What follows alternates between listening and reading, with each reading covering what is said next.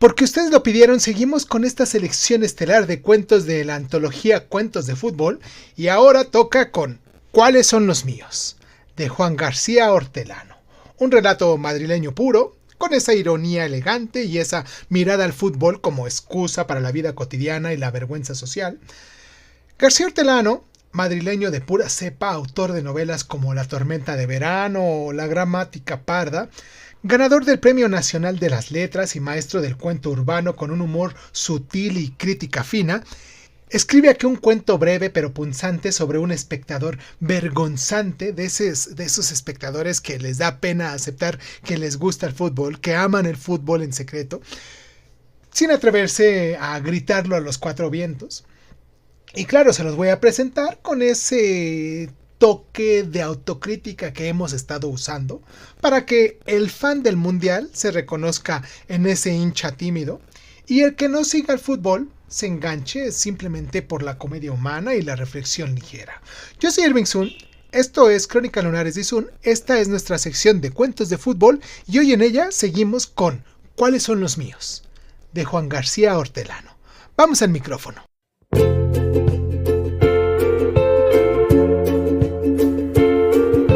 Hola, bienvenidos a Crónica Lunares de Sun. Yo soy Irving Sun. Escúchanos en tu plataforma favorita. Y si quieres tener acceso preferente, dale al botón de membresías en YouTube y ahí encontrarás audios exclusivos para miembros de este canal. Y sin más ni más, ¿qué tal si comenzamos?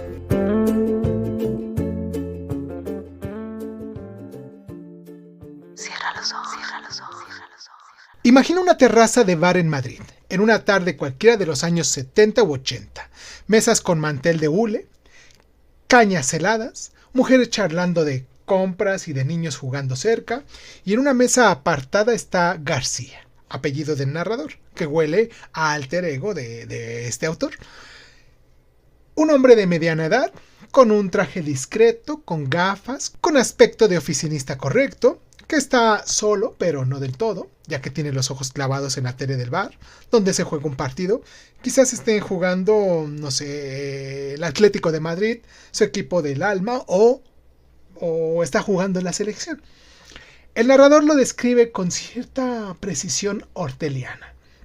No grita, no insulta al árbitro, no salta de la silla, solo observa, sufre en silencio y cuando hay un golazo o un fallo garrafal, murmura para sí: ¿cuáles son los míos?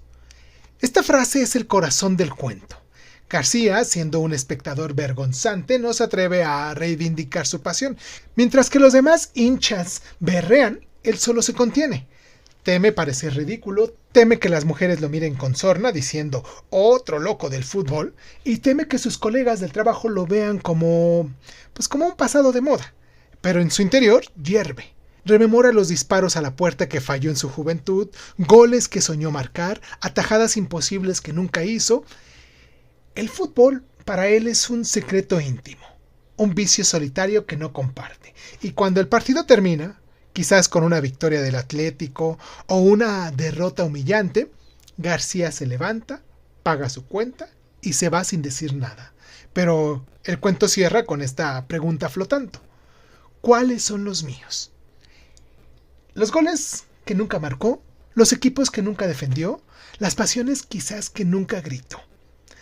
García Hortelano lo cuenta con mucha maestría, con una prosa limpia, irónica, con toques de humor castizo y una crítica sutil al machismo disfrazado de seriedad adulta.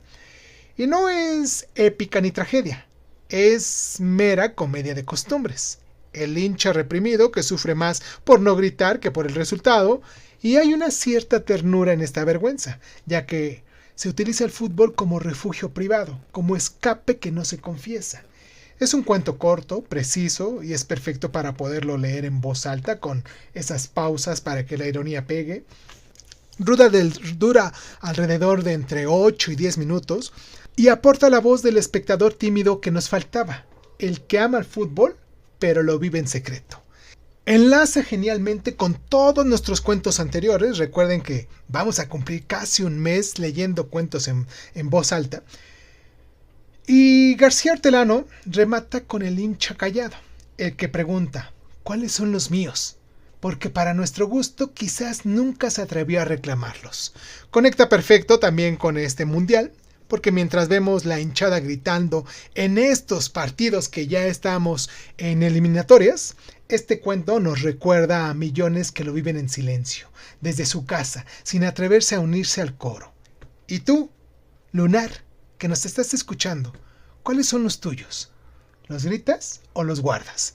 Este sería un contrapunto sutil y elegante, con un humor madrileño y una reflexión ligera, pero si quieres seguir con más, como El árbitro de Galeano, que también está en esta antología, o cuentos extra como algo de Vázquez Montalbán o de Benedetti, me gustaría mucho que nos dejaras aquí en los comentarios cuáles son tus cuentos favoritos, a qué selección estás apoyando en este momento, y me gustaría mucho que te suscribieras, que nos dieras like, que nos compartieras en WhatsApp con tus conocidos, con tus amigos, con tus familiares. Eso hace que llegue a más personas y que pues el tabulador que sale aquí pues nos hace que nosotros también lleguemos a muchos más lugares. Y pues nada, después de esta pequeña presentación, esta introducción del cuento, vamos a leer en voz alta ¿Cuáles son los míos? De Juan García Hortelano. Cierra los ojos, cierra los ojos, cierra los ojos, cierra los ojos. ¿Cuáles son los míos? Juan García Hortelano. Aunque con retraso, Pepa llegó a tiempo de ser informada del lugar secundario y las pantinflas obligaciones protocolarias que le corresponderían durante la recepción a la soberana en el Salón de la Potosí. Leticia había conseguido una asistencia plenaria y al fondo de la cafetería Sandanápalo, solventado los problemas de preeminencia y de vestuario, dominaba la euforia de las vísperas de las grandes celebraciones. Hasta Luisito, el bolonio, parecía olvidado de su reciente sesión a cargo del poder centralizado. «Y por favor», pidió por enésima vez Leticia Potosí, «que nadie falte, incluido García, que hace un rato ha prometido la asistencia delante de todos. Bastante hueco hará las ausencias de Silverio y de Hoyo, que en paz descansen, y de mi loca hermana Idma». «Hija, Leticia», razonó Pochapus, «por muchos años que lleve reinando la soberana, tenemos la suficiente amistad con ella. Digo yo, para que se disculpe que Idma no venga desde California y mucho menos Olo y Silverio desde el otro mundo». «Era muy sencilla y humana», recordó Betita, «y dedicarse a reina de un país extranjero no la ha cambiado nada». «La chica fue tercamente repelente», puntualizó Luis, con la táctica aquiescencia de la mayoría, «lo cual no obsta para que también sea un error de la naturaleza, lo cual no puede mostrarse tan antifeminista ni siquiera con gente de Madrid». «Pues ya veis, hermosos», sentenció Pocha, «la suerte de la fea la bonita la desea. Por cierto, ¿dónde se ha metido esa víbora de García?»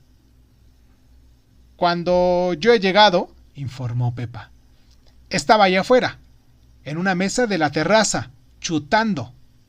Efectivamente, al cruzar Pepa la terraza, García había estado a punto de empalmar de puntera un balón que le llegaba desde la banda derecha a una altura y a una velocidad inmejorables. Pepa había saludado y el balón se había disuelto entre las luces y las sombras de las farolas recién encendidas, mientras García contabilizaba la jugada en la incalculable marca de sus tiros a puerta fallidos.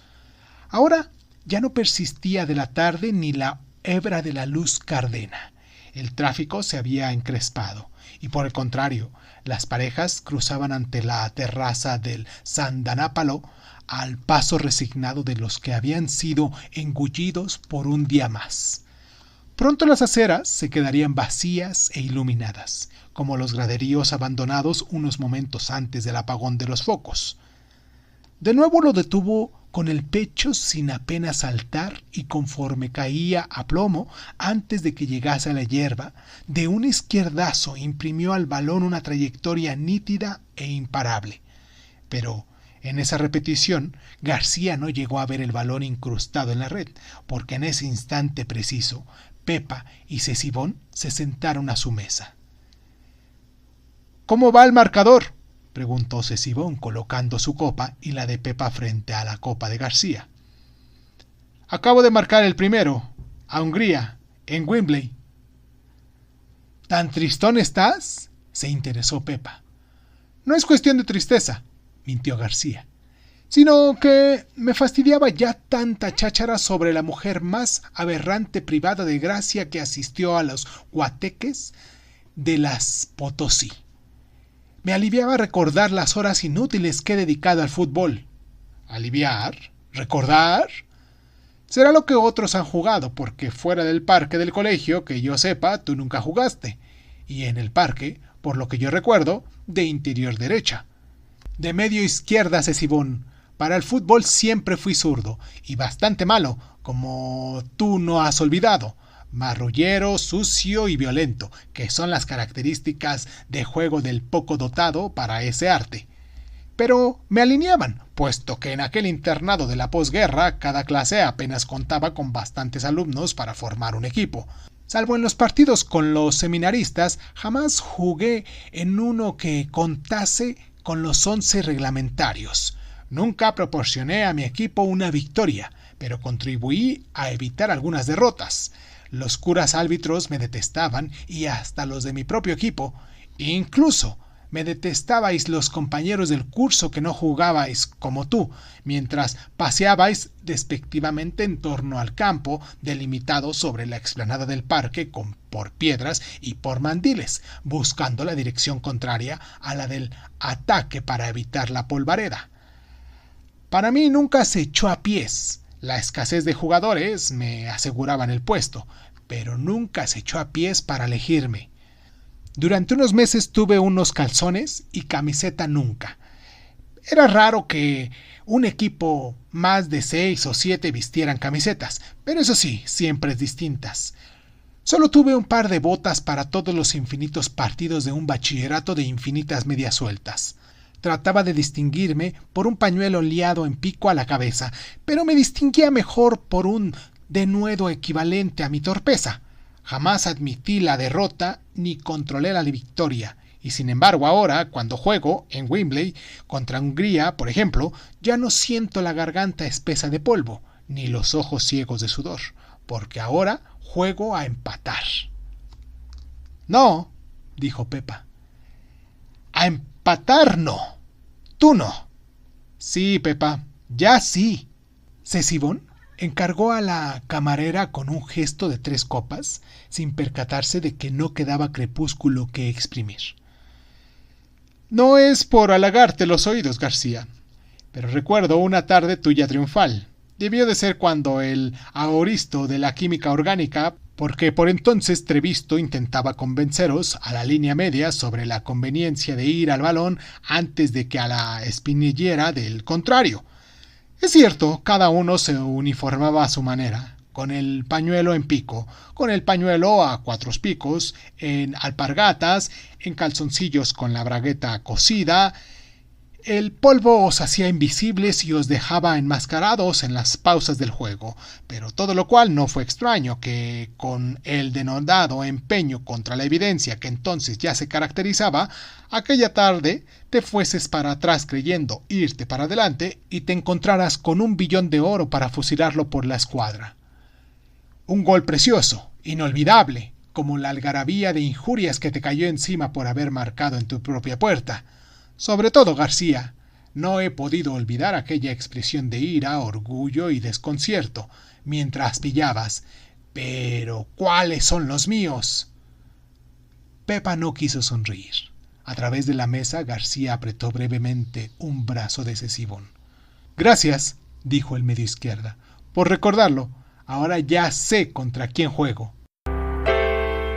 Suscríbete a Crónica Lunares de Izún en Spotify y otras plataformas de audio y de podcast.